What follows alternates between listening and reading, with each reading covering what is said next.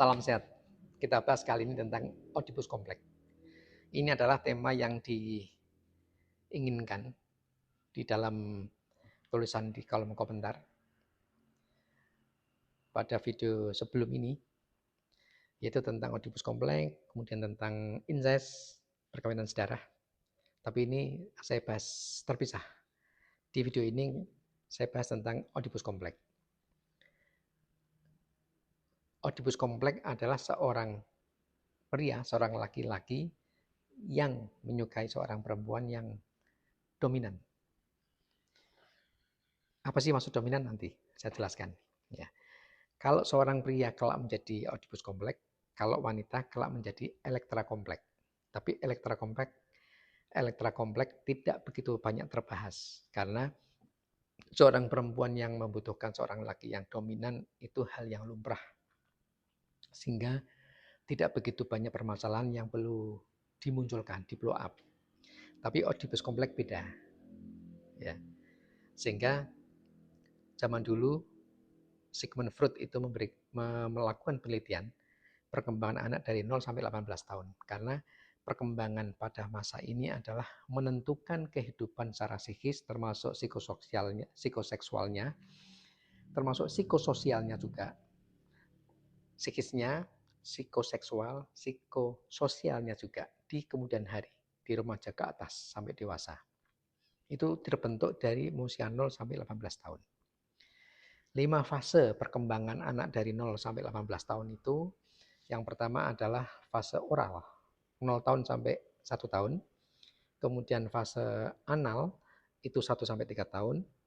Kemudian fase falik, 3 tahun sampai 6 tahun. Fase laten, 6 tahun sampai 12 tahun. Dan fase genital, 12 sampai 18 tahun. Nanti saya buatkan video sendiri, perkembangan 0 sampai 18 tahun. Dan efeknya salah asuh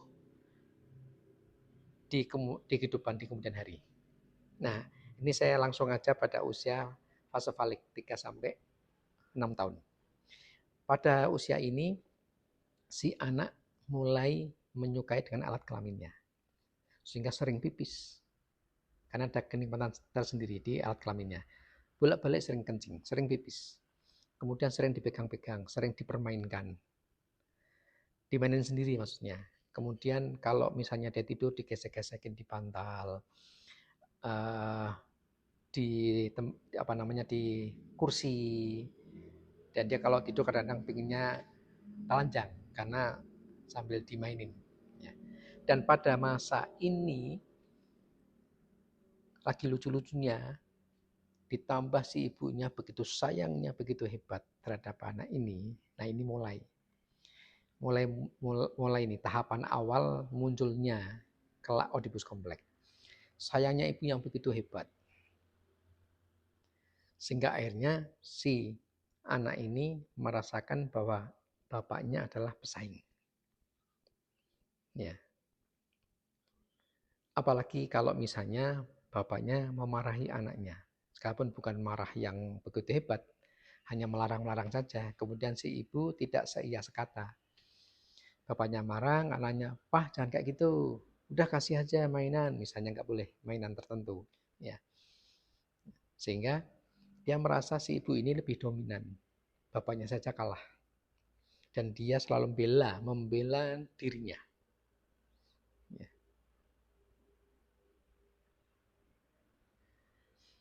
Dalam perkembangan berikutnya, masih dalam usia 3 sampai 6 tahun ini, ya.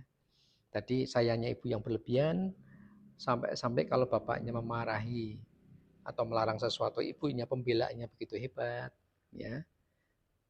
Maka ini harus diperhatikan. Sehingga pada masa-masa ini seorang ibu dan bapak ini harusnya sejalan kalau mau memberikan pendidikan kepada anak. Harus sama. Kalau bapaknya melarang, ibunya ikut melarang.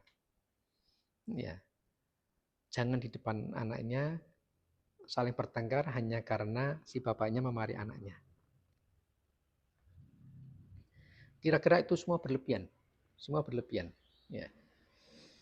Dan si anak ini juga ketika melihat bapaknya bekerja di luar kota, sehingga jarang ada di rumah.